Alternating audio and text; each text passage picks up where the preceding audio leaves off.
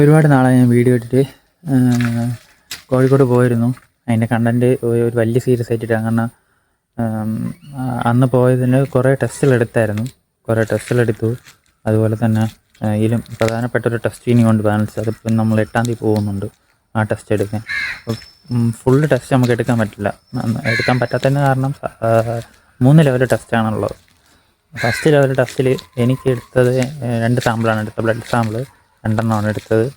അപ്പം നിങ്ങൾ എൻ്റെ ഫേസ് കണ്ടാൽ അറിയാം, ഒരു സാധനം കഴുത്തിൽ നിന്ന് മാറിയിട്ടുണ്ട്, കത്തിയിട്ട് റിമൂവായി. റിമൂവ് ചെയ്തതിന് കാരണമെന്ന് വെച്ചാൽ അത് ഓൾറെഡി റിമൂവ് ചെയ്യാനുള്ള ടൈം കഴിഞ്ഞായിരുന്നു. കാണുന്ന ഡോക്ടറെല്ലാം അതിനെ മാറ്റണം, ഫിസ്റ്റുലയിലോട്ട് ചെയ്തു തുടങ്ങണമെന്ന് പറഞ്ഞായിരുന്നു. പക്ഷേ ഫിസ്റ്റുലയിൽ ചെയ്തു തുടങ്ങാൻ പറ്റാത്തതിൻ്റെ കാര്യം എന്ന് വെച്ചാൽ ഫിസ്റ്റുലയിൽ എൻ്റെ കൈ ഞാൻ കാണിച്ചു തരാം. പിന്നെ എൻ്റെ കൈ ഈ സൈഡിലാണ് ഇവിടെയാണ് ചെയ്തിട്ടുള്ളത്. കാണാമെന്ന് അറിഞ്ഞുകൂടാ, എനിക്ക് കണ്ടുകൂടാ. അപ്പോൾ അതിന് മേളിലോട്ടാണ് നമുക്ക് ഞരമ്പ് കിട്ടേണ്ടത്. അതായത് ഫിസ്റ്റിൽ അതിന് മേളിലോട്ടാണ് പ്രൊസീജിയർ കുത്തേണ്ടത്. ആർട്ടറി വീനസ് എന്ന് പറയും. ഈ 2 ഇതെല്ലാമായിട്ടാണ് അത് ചെയ്ത് കുത്തിയെടുക്കുന്നത്, മെഷീനിൽ കണക്ട് ചെയ്യാമെന്ന്. അതായത് ഒന്ന് ബ്ലഡ് എടുക്കാനും ഒന്ന് റിട്ടേൺ എടുക്കാനും. അപ്പം അത് പ്രോപ്പറായിട്ട് കിട്ടണം, ഇല്ലെങ്കിൽ ക്ലിയറൻസ് നേരെ ആവില്ല. അപ്പോൾ എനിക്ക് പറ്റിപ്പോയെന്ന് വെച്ച് കഴിഞ്ഞാൽ ഈ പ്രൊസീജിയർ ചെയ്ത സമയത്ത് എനിക്ക് കയ്യിൽ ഞരമ്പ് എന്ന് വെച്ചാൽ 2 കയ്യിലും ഞാൻ മെഡിക്കൽ കോളേജിൽ കിടന്ന ടൈമിൽ 2 കയ്യിലും സൂചി കുത്തിയായിരുന്നു. അതായത് ഡെയിലി എനിക്ക് ടെസ്റ്റ് ഉണ്ട്, ഡെയിലി ടെസ്റ്റ് എടുക്കണം. അപ്പോൾ ഡെയിലി 2 കയ്യിലും ഒരു കയ്യിൽ എടുത്തെടുത്ത് കിട്ടാതായപ്പോൾ ഇപ്പുറത്തെ കയ്യിൽ കുത്തി. അപ്പോൾ അന്നേ പ്ലാനിങ് ഉണ്ടായിരുന്നു, പക്ഷെ നമുക്ക് അറിഞ്ഞുകൂടായിരുന്നു കയ്യിൽ കുത്താൻ പാടില്ല എന്ന്. പക്ഷെ കുറേ കയ്യിൽ കുത്ത് കിട്ടിയതിന് ശേഷമാണ് അതിൽ കുത്തരുത് എന്ന് പിന്നെ ഒരു ഡോക്ടർ വന്ന് പറഞ്ഞപ്പോഴത്തേക്കും പിന്നെയാണ് നമ്മളത് കെയർ ചെയ്ത് തുടങ്ങിയത്. അപ്പം കുറേ വെയിനൊക്കെ നമുക്ക് ബ്ലോക്കായിപ്പോയി.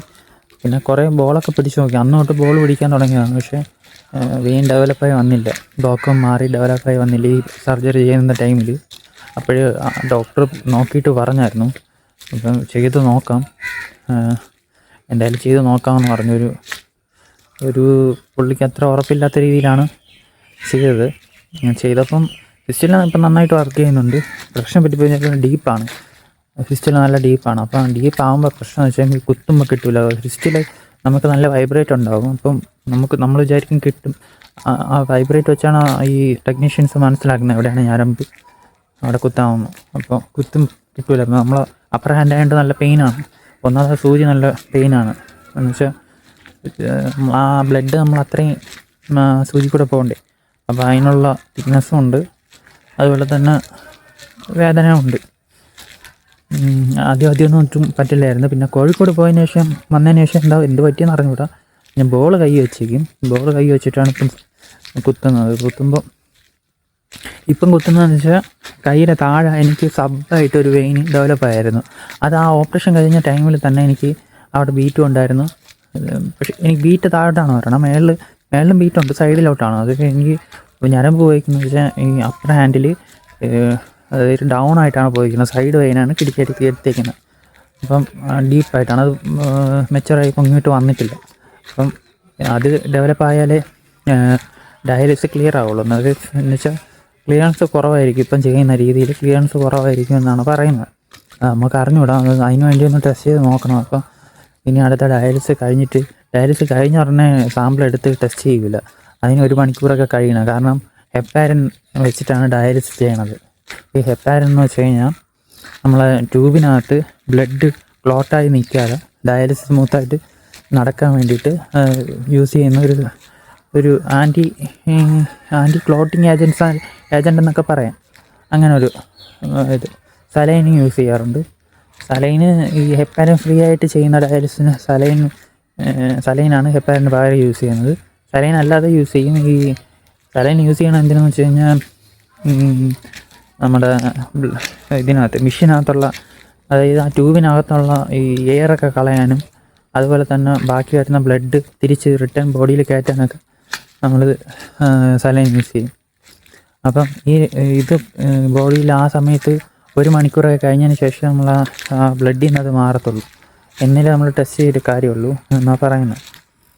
അപ്പം ആ ടൈമിൽ മുറിവ് പറ്റിയാലും പെട്ടെന്ന് ഉണങ്ങില്ല. ഞാനും കഴിഞ്ഞ ഡയാലിസിസ് എടുത്ത സമയത്ത് എനിക്ക് കുറച്ച്, അതായത് ആ സൂചിയുടെ അങ്ങനെ ഉണ്ടല്ലോ, ആ സൂചി ഇത്തിരി ചെറിയ വലിയ സൂചി തന്നെയാണ്. ആ സൂചി എന്നും ഡെയിലി ഊരി എടുക്കുമ്പോഴത്തേക്കും ബ്ലഡ് വരും. പക്ഷെ അവരത് പ്രസ് ചെയ്ത് കുറച്ച് കഴിയുമ്പോൾ തന്നെ ഫ്ലോട്ടാവും, ശരിയാവും. അപ്പം ഇത് കഴിഞ്ഞിട്ട് കുറച്ച് കാര്യങ്ങൾ നമ്മൾ ശ്രദ്ധിക്കണം. എന്ന് വെച്ചാൽ അവർ അപ്പം തന്നെ ഡ്രസ്സ് ചെയ്തിട്ടാണ് വിടുന്നത്. അത് ഒരു 4 മണിക്കൂർ പറയും. ചിലപ്പം നമ്മളൊരു കണക്കുണ്ടാവും, ബ്ലീഡിങ് കണക്കൊക്കെ പറയും. ബ്ലീഡിങ് കൂടുതലാണെങ്കിൽ 4 മണിക്കൂർ എന്ന് പറഞ്ഞാൽ 1 മണിക്കൂറൊക്കെ കഴിഞ്ഞിട്ട്, അതായത് 5 മണിക്കൂർ കൂടെ കഴിഞ്ഞിട്ട് ഇളക്കാൻ പറയും. കഴിഞ്ഞാൽ എനിക്ക് ഇളക്കിയപ്പോൾ എല്ലാം ഡ്രസ്സ് ചെയ്യാൻ ഇത് ഡയാലിസിസ് കഴിഞ്ഞ് സൂചി ഊരിയ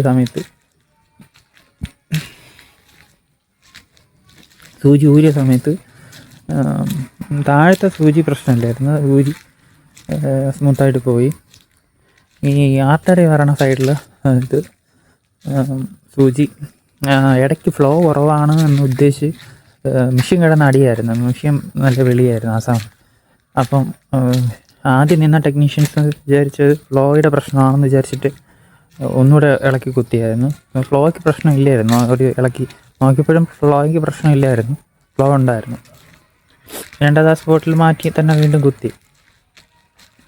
എന്നിട്ട് അപ്പോൾ അവർ ഷിഫ്റ്റ് ചേഞ്ച് ആയിരുന്നു. പിന്നെ അടുത്ത ആൾ വന്നപ്പോൾ മിഷൻ വെളി തുടങ്ങിയപ്പോഴത്തേക്കും ചോദിച്ചായിരുന്നു ഇങ്ങനെ ഫ്ലോയുടെ.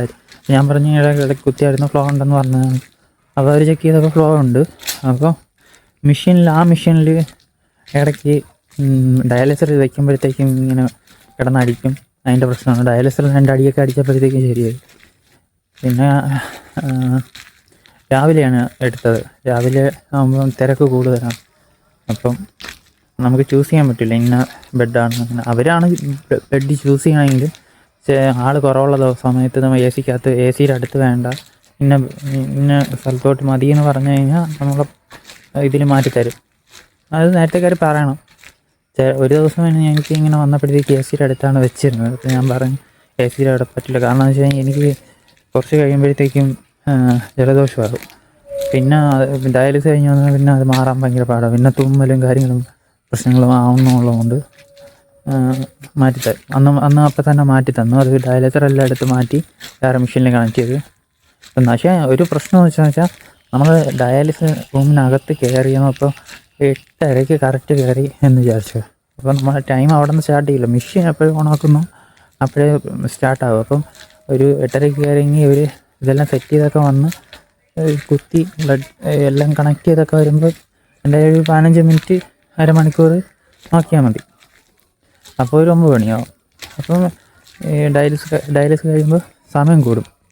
അത് രാവിലെ പ്രശ്നമില്ല. പ്രശ്നം വരുന്നത് രാത്രിയാണ്. രാത്രി എനിക്ക് 8 മണിക്കാണ് സ്ലോട്ട് തരണം.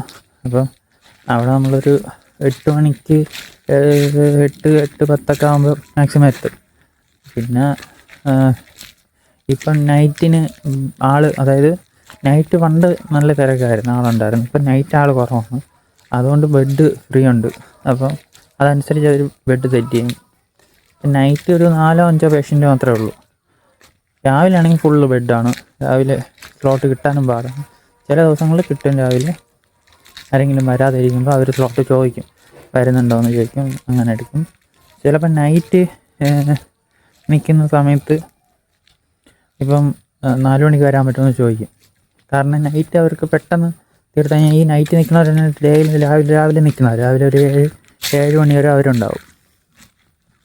അപ്പോൾ അവർക്ക് 4 മണിക്ക് സ്ലോട്ട് ഉണ്ടെങ്കിൽ 4 മണിക്ക് തീർത്ത് കഴിഞ്ഞാൽ ഒരാളുടെ ഇത് മാറും. പണ്ട് ഞാൻ ചെയ്തുകൊണ്ടിരുന്നപ്പോഴത്തേക്ക് ഞാനാണ് ലാസ്റ്റ് ഇറങ്ങുന്നത്. ഞാൻ ഇറങ്ങുന്ന ടൈമിൽ 2 മണിയായിരുന്നു. 2-2:30 ആയിട്ടുണ്ട്. കോംപ്ലിക്കേഷനൊന്നും ഇല്ലെങ്കിൽ വേറെ പ്രശ്നമില്ല. എപ്പോഴും പോകുമ്പോഴും പ്രാർത്ഥിച്ചിട്ടാണ് പോകണം. വേറെ കോംപ്ലിക്കേഷനൊന്നും വരാതെ നമ്മളെപ്പോഴും നമ്മളെ വെയിറ്റ് നിങ്ങൾ എൻ്റെ ബോഡി ശ്രദ്ധിച്ചാൽ മനസ്സിലാവും. കണ്ടോ, നല്ല ഉണങ്ങിയാണ് ഇരിക്കുന്നത്. ഇത് എനിക്ക് നിങ്ങൾ വിചാരിക്കും ഞാൻ ഈ രോഗം വന്ന് ഇങ്ങനെ അയ്യോ ഉണങ്ങി, അങ്ങനെ ചിന്തിക്കരുത്. ഒരു കണക്കിന് അത് എൻ്റെ ഡയാലിസിസിന് എന്നെ നല്ല രീതിയിൽ ഹെൽപ്പ് ചെയ്യുന്നുണ്ട്. അതായത് ഡയാലിസിസിൽ UF എന്ന് പറയുന്ന ഒരു സംഭവമുണ്ട്, അൾട്രാ ഫിൽട്രേഷൻ എന്ന് പറയും. ഒരു പരിധിയുണ്ട്. അത് നമ്മൾ ചെക്ക് ചെയ്യണമെന്ന് വെച്ച് കഴിഞ്ഞാൽ അത് അവർ സെറ്റ് ചെയ്യുന്നത് എങ്ങനെയാണെന്ന് വെച്ച് കഴിഞ്ഞാൽ നമ്മുടെ വെയിറ്റ് നോക്കിയിട്ടാണ്. നമ്മൾ ഡയാലിസിസ് കഴിഞ്ഞ് ഇറങ്ങുമ്പോൾ നമുക്കൊരു വെയിറ്റ് ഉണ്ടാവും. അതാണ് നമ്മളുടെ ട്രൈ വെയിറ്റ് എന്ന് പറയുന്നത്. ആ വെയിറ്റ് അതായത് നമ്മൾ ബേസ് ആയിട്ടുള്ള വെയിറ്റ് അതാണ്. നമ്മൾ അടുത്ത ഡയാലിസിന് പോകുമ്പം ആ വെയിറ്റിൽ നിന്നും എത്ര വെയിറ്റ് കൂടിയെന്ന് നോക്കും. അതനുസരിച്ചാണ് UF സെറ്റ് ചെയ്യണം. അത് 2 രീതിയിൽ സംഭവിക്കാം. ഒന്ന് വെള്ളം കൂടിയിട്ടും നീര് വരണമെങ്കിൽ വെയിറ്റ് കൂടും. അവരതിനെ അങ്ങനെയാണ് എടുക്കുന്നത്. UF വെള്ളമായിട്ടാണ് കണക്കാക്കുന്നത്. പിന്നെ ഈ ആഹാരം ഫുഡ് നല്ല കഴിക്കുമെങ്കിൽ അങ്ങനെ വരും. പക്ഷേ പൊതുവേ എല്ലാ ഡയാലിസിസ് പേഷ്യൻസിനും ആഹാരത്തിനോട് ചെറിയ താല്പര്യക്കുറവുണ്ട്. പക്ഷെ നേരെ മറിച്ചാണ് എൻ്റെ അവസ്ഥ. എനിക്ക് ഡയാലിസിസ് കഴിഞ്ഞ് വന്നാൽ ഭയങ്കര വിശപ്പാണ്. കാരണം ആ സമയത്ത് നമ്മളെ ബോഡിയിലുള്ള എല്ലാ ഇതും ഡയാലിസിസ് ഫിൽട്ടർ ചെയ്യുന്ന സമയമായതുകൊണ്ട് നല്ല വിശന്നിട്ടാണ് വരുന്നത്. അപ്പോൾ വിശക്കും, നല്ലതായിട്ട് വിശക്കും. പക്ഷെ എന്നാലും കൺട്രോൾ ചെയ്തേ കഴിക്കുകയുള്ളൂ. എല്ലാ കഴിച്ച് വെയിറ്റ് കൂടി കഴിഞ്ഞാൽ ഞാൻ ഡയാലിസിസ് എടുത്തു തുടങ്ങിയപ്പം എനിക്ക് ഓർമ്മയുണ്ട്, മെഡിക്കൽ കോളേജിൽ 52 ഒക്കെ ആയിരുന്നു വെയിറ്റ്. 52. ഇപ്പം ലാസ്റ്റ് ഏറ്റവും കൂടിയ ഒരു ഇത് വന്നത് 57 വരെ വന്നു. 57 വരുമ്പം പ്രശ്നം എന്താണെന്ന് വെച്ച് കഴിഞ്ഞാൽ, ഇപ്പം ഞാൻ കഴിഞ്ഞ ഡയാലിസിസ് അതിന് മുന്നത്തെ ഒരു ഡയാലിസിസ് എടുത്തപ്പോൾ എനിക്ക് അന്ന് ഫസ്റ്റ് ഡ്രൈ വെയിറ്റ് അല്ല, ഫസ്റ്റ് വെയിറ്റ് അവിടെ നമ്മൾ മെഷർ ചെയ്ത വെയിറ്റ് 57 അപ്പോഴതിന് മുന്നേ ഞാൻ ഡയാലിസിസ് കഴിഞ്ഞ് പോയ എൻ്റെ ഡയാലിസിസ് വെയിറ്റ് എന്ന് പറയണത് 53.8 53.3 എന്തോ ആയിരുന്നു. അപ്പം അത്രയ്ക്കും ഉണ്ടായിരുന്നു. അതായത് 2 പോയിൻറ്റ് സംതിങ് എന്തോ UF ഉണ്ടായിരുന്നു പോവാൻ. അപ്പം അത്രയും നമ്മൾ ബോഡിയിൽ നിന്ന് ആ ഒരു ഫ്ലൂയിഡ് പോകുന്നതുകൊണ്ട് പെട്ടെന്ന് മസിൽ ക്രാമ്പ് മതി. നമുക്ക് 4 മണിക്കൂർ അങ്ങനെ കിടക്കാൻ നമ്മൾ പറയുമ്പം എളുപ്പമാണ്, കിടന്നാൽ മതി എന്നുള്ളൊരു ചിന്തയാണ്. പക്ഷേ ഒരിക്കലും അതൊരു എളുപ്പമുള്ള പരിപാടിയല്ല. നമ്മൾ 4 മണിക്കൂർ നമ്മൾ അനുഭവിക്കും. അതുകൊണ്ട് ഞാൻ മാക്സിമം അതിനെ മാനേജ് ചെയ്യുന്നത് വെച്ചാൽ ചെന്നിട്ട് ഹെഡ്സെറ്റ് വയ്ക്കും, പാട്ട് കേൾക്കും, അങ്ങനെ കിടന്നങ്ങ് ഉറങ്ങാൻ നോക്കും. കാല് മാക്സിമം അനക്കാതെ സ്റ്റില്ലാക്കി വെച്ചിട്ട്, കാരണം കാലനക്കും തോറും തണുപ്പ് കയറിക്കൊണ്ടിരിക്കും. കാലിൽ കൂടെ കാലിൻ്റെ അടിവശം നനഞ്ഞുകൊണ്ടിരിക്കും. അപ്പോൾ അങ്ങനെയാണ് ഞാനത് മാനേജ് ചെയ്യുന്നത്. മാക്സിമം ഒരു 2 മണിക്കൂർ ഉറങ്ങാൻ പറ്റിയ ആ വേദനയിൽ ഉറങ്ങണം. ആദ്യമൊന്നും പറ്റിയില്ല, പിന്നെ മൈൻഡ് ചെയ്യാതെ അത് സ്റ്റില്ലാക്കി വെച്ച് അങ്ങ് കിടന്നുറങ്ങി ഓക്കെ ആവും. അപ്പം അങ്ങനെയാണ് ആദ്യം ഞാൻ ചെയ്തുകൊണ്ടിരുന്നത്. പിന്നെ ആയപ്പം ഒരു ഉറക്കം വരും. കാരണം ക്ഷീണമായിട്ട് പോവുകയാണെന്നുണ്ടെങ്കിൽ, ഭയങ്കര ക്ഷീണമായിട്ട് പോകുന്ന ടൈമൊക്കെ ആണെങ്കിൽ ഉറക്കം വരും. ചില സമയത്ത് നല്ല ക്ഷീണം വന്ന് കിടക്കുമ്പോഴത്തേക്കും ഈ ടൈം എടുക്കും കണക്ട് ചെയ്യാൻ വേണ്ടിയിട്ട്. അപ്പോഴും കുത്താൻ വരും. 2 കുത്ത് കിട്ടുമ്പോഴത്തേക്ക് ആ ഉറക്കമൊക്കെ അതുവഴി പോകും. അത്രയ്ക്കും പെയിനാണ്. ഞാൻ എങ്ങനെ ഈ പെയിൻ സഹിക്കുന്നത് എനിക്ക് തന്നെ അറിഞ്ഞൂടാ സത്യം പറഞ്ഞു. എനിക്ക് തന്നെ അതിശയം. കാരണം എനിക്ക് ചെറിയൊരു സൂചി കയറുമ്പോൾ തന്നെ 2019 തൊട്ട് കിട്ടുന്നതാണ്.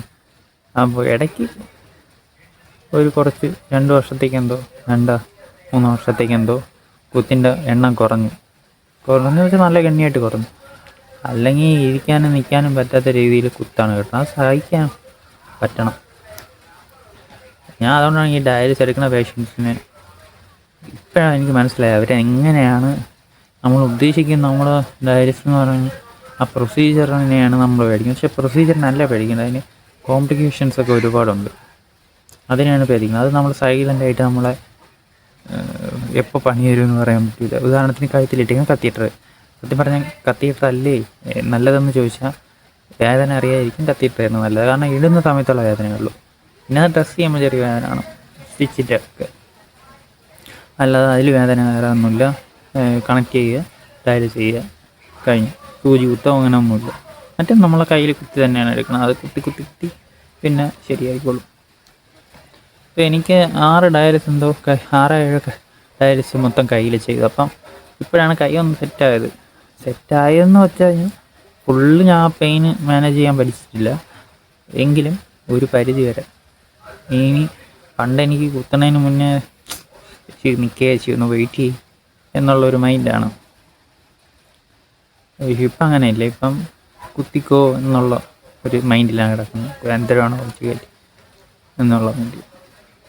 അത് വേറെ ചില കാര്യങ്ങളുള്ളൂ. കാരണം ഇനിയും നമ്മൾ അനുഭവിക്കാൻ കിടക്കുന്നേ ഉള്ളൂ എന്നുള്ളൊരു തിരിച്ചറിവാണ്. കാരണം ഇനി ഒരുപാട് കാര്യങ്ങൾ എൻ്റെ ശരീരത്തിൽ ചെയ്യാനാണ്. പ്ലാസ്മ എക്സ്ചേഞ്ച് അത് ഇതുപോലെ തന്നെ അത് ചെയ്യുന്നത്. അത് ഇനി എന്തൊരു കോപ്പാണെന്നോ എനിക്കറിഞ്ഞൂടാ.